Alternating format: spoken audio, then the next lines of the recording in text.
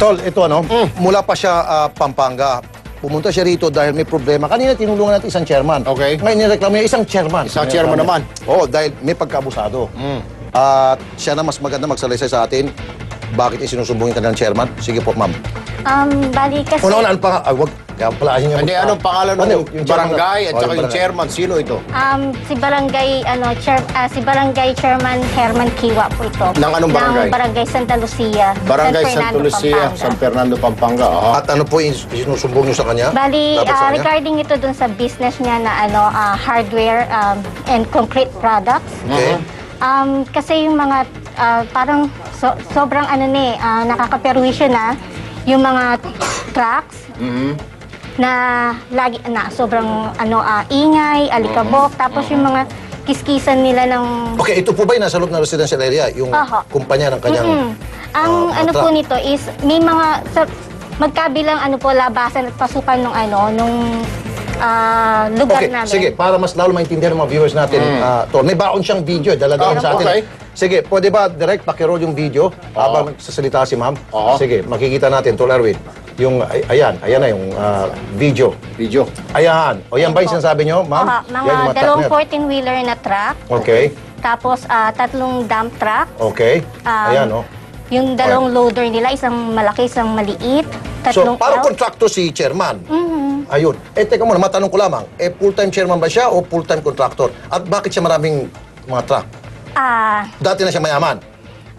Medyo nag-umpisa po yung business niya kasi galing siyang Saudi. Tapos Okay. OFW siya. Okay din. Okay na yan. So, ang problema lamang ay yung nakakaabala, nakakapirwisyo yung kanyang negosyo. Yung sinasabi nga nito, Erwin, dito palagi, walang problema, pro-business tayo, correct. pero dapat ilagay natin sa tamang lugar yung pangangalakal natin. Nasa kabilang linya, si Chairman, para masagot yung problema, para maging patas tayo rito. Kapitan Herman Kiwa, ng Barangay Santa Lucia, Pampanga. Kapitan, magandang hapon po, Kapitan Kiwa. Kapitan? Hello, sir. Opo, good evening po. Si Rafi Good afternoon. Good afternoon. Si Rafi Tulfo po, live po tayo. Kasama ko po si Erwin, Tol Erwin. Sir, Ay, opo. meron po dito kayo isang constituent. May dala pa nga siyang video. Kung nanonood po kayo sa Metro Action, makikita niyo po Ay, yung mga opo. truck ninyo na nakabalanda at nakakapirwisyo po, Chairman, at sa loob po ng residential area. Ano po masasabi niyo, Opo. Chairman? Yun lang po kasi gawa po talagang nandyan po sa loob yung hardware ko. Oo. Kaya po, katulad po ngayon, ginagawa po yung flyover dito sa Jasa.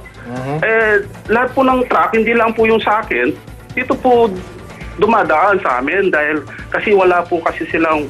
Tsaka marami po kasing Okay, mga Chairman, construction can I na cut you off? ginagawa Chairman, dito, Chairman. mga bahay, You should mga set- tinatambakan ng Opo. mga lote. Chairman, you should Opo. set a good example and everybody else will follow. Walang iniwan sa ginawa ni Presidente. Siya muna nagpakitang gilas. Teka muna, hindi siya gumamit ng wang-wang, sumusunod sa batas trapiko, kaya lahat nagsisunuran. Ganon po yan. Ikaw sinabi mo, hindi lang naman ako, pati iba gumagawa ng ganon. Mali ang sinasabi mo. Set a good example. Hindi po. Lahat yan susunod yan. Hindi po, sir, ang sinasabi ko po... Hindi, kanina sinabi kasi mo na. Marami po kasing ginagawang bahay dito at tinatambakan ng mga lote, mga bakante. Kanya po siguro, napapansin nila yung mga truck na ibang truck. Okay, sige, Ngayon mas po, sabihin yung si ma'am. sa akin, Ma'am, isa lang po yung sa akin dyan eh. Isa lang daw ang truck niya. Oo, kasi nandito po sa loob yung hardware ko.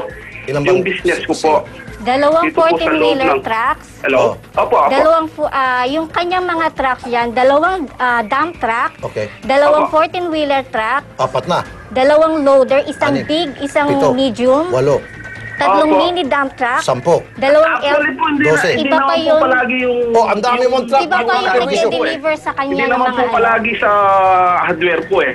Chairman, Nasa labas po yan Chairman, palagi. pag hindi mo kayang gawa ng paraan yan, kami po ang gagawa ng paraan para sa iyo. At least gusto namin mabigyan ka ng pagkakataon na ayusin yung problema na ikaw may kagagawan. Dahil kung hindi mo kaya yan, aakyat kami mas sa higher level, mapapahiya ka. Mamili ka. Sige Kami ang po, action sir. para sa problema mo, Gagawin ko ikaw po, action. sir. Gagawin ko po lahat ang mga gusto nyong kuhan. Gagawin ko po. Okay. Sige po, sir. Thank you po. Opo, ang tanong sir, Chairman sir, kailan po? Ay, as soon as possible, gagawin ko po yan. Okay. Last Gagawin ko po. na lang nalaman, Chairman. Kayo po yung negosyo niyo nasa loob po ng residential area. Opo, Tama po? hindi, Pwede po ba, residential sir? area po, pero nagbabayad po ako ng tax. Ay, naintindihan ko yun, sir. There's no, hindi po tax ang ano na ito, pinag-usapan. tama po ba na nasa yung sa zoning na yung pong inyong negosyo sa loob po ng residential i-apply area? ko po ng zoning na business po yung Ayun. lugar namin para po tumaas. Alam mo, yung sir, valor bigyan ng kita mga advice. lupa rito. Sir, I'll give you a piece of Kasi advice. hindi lang po ako ang nagbi-business dito na naman yung pumapasok na truck Sir, dito sa area sir, namin sabi po, ko nga, sir. lead by example. Ito, bigyan kita ng advice para hindi ka na mahanapan ng butas. Bakit hindi mo na lang ilipat yung negosyo mo outside the residential area na wala pong Opo. mapipirwisyo? Kahit na Opo, magbusina sir. ka na magbusina, Meron na po, sir. Kanya lang, wag lang po sila. Bigyan nila po akong panahon. Ma'am, Meron bigyan na daw ng po, panahon. nasa highway na po. Kailan yung Ginagawa panahon namin na po yun? kasalukuyan. Ang tagal na Doon nun. po ililipat namin yung hardware. Ang pinakamaganda ko siguro, Mr. Chairman, si Erwin Tulfo Apo. po ito, gawin niyo po ninyo sa lalong madaling panahon para hindi po kayo Gagawin ko narereklamo. Ano po? Opo. Mr. Chairman. Gagawin ko po, sir. Oo. Ito, anyway, Chairman, sige, last na lang. No? Kapag hindi nyo po yan na-actionan, ano ba ngayon? Tol, Wednesday, ano? Oo. At 13. At 13. Pagdating ho ng Monday, whether you like it or not, kami po ang gagawa ng paraan sa'yo. Watch us. Okay? Promise yan, Sir, Chairman. hindi naman po masyadong kasi nakikita naman po Hindi, nila Chairman, kung kasi dito po paano sa amin, nila Chairman. yung ginagawa kong paglilipatan Chairman, dito kasi sa amin, action, solusyon. Pag uma-action kami, ora mismo. Hindi po bukas, hindi po next year, hindi po sa next millennium. Ano po? Ganun po kami rito. Pasensya na. Chairman, we have to do what we have to do. Just like you have to do what you have to do for your constituents. Same thing with us. We have to do what we have to do for our complainants. Ano Sige po, po, Chairman? sige po. Intende? Salamat po, Chairman. Po, thank you rin po. Thank you po.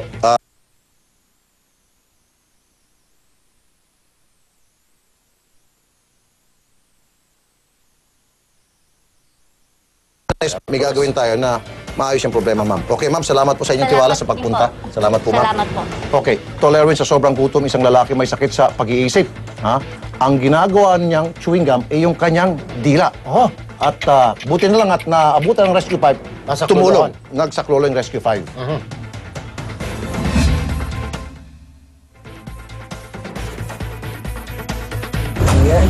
Anong sakit sa'yo? Ha? Butot, balat, nanlilimahid at malaimbornal sa baho si Edgardo Solis nang datna naming nakahiga sa madilim na loting ito ng Barangay San Agustin, Malabon. Habang sinusuri namin si Edgardo, napansin naming dumurugo ang kanyang bibig. Anong inuya mo? Dumudugo ka na, oh. Wag. Hindi lang mo yung kakagat mo. Huwag mo kagatin na kagatin. Para maprotektahan ang dila ni Edgardo, pinakagat namin siya ng tongue depressor at roller gauze. Huwag mo nguyain yung dila mo, oh. Nagdudugo ka na. Tigilan mo to. Relax ka lang, relax lang. Oh, basahin ko lang yung bibig mo, ha? Lamig to, oh. Lamig, oh. Sinuri namin ang lagay ng katawan ni Edgardo. Ano masakit sa'yo? Tuhod. Ha? Tuhod? Masakit? Alin tuhod? Kaya mo diretso? Diretso mo lang, sige. Makita niyo to, oh. Payat na siya, oh. Tuhod niya, hindi na natin maidiretso. Hindi na madiretso sa katagalan ng sa ganitong posisyon. Maya-maya lang, nakilala namin ang kapatid ni Edgardo. Aniya, nawala di umano sa katinoan ng kanyang kapatid dahil sa problema sa pamilya at pagkalulong sa bisyo. Nagpasya kaming dalhin sa ospital si Edgardo, pero tumanggi ito. Hindi ka pwede dito, to. Hindi ka gagaling dito. Ha? Pero sa tulong na rin ng mga taga rito, nakumbinsi rin namin siyang sumama. Kaya nadadaling ka na rin sana para gumaling ka. Base dun sa mga assessment na ginawa natin sa kanya, nung tinatapatan natin ng flashlight yung mata niya, hindi na nagre-react to. Tapos matigas din yung tuhod niya kanina, pero suddenly bigla niyang nadiretso. Malinaw na senyales ito na yung nervous system ng pasyente natin yung may tama dahil sa sunod-sunod na depression na natanggap niya. Agad naming dinala sa National Center for Mental Health sa Mandaluyong si Edgardo. Umaasang bukas makalawa, gagaling din siya at makakabangon sa kanyang mga problema.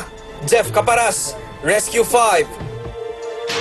Kung kayo po ay may emergency, aksidente man sa kalsada o sarili ninyong tahanan, tumawag lamang agad sa Rescue 5 hotline sa numerong 922-5155. Ang programang ito ay hatid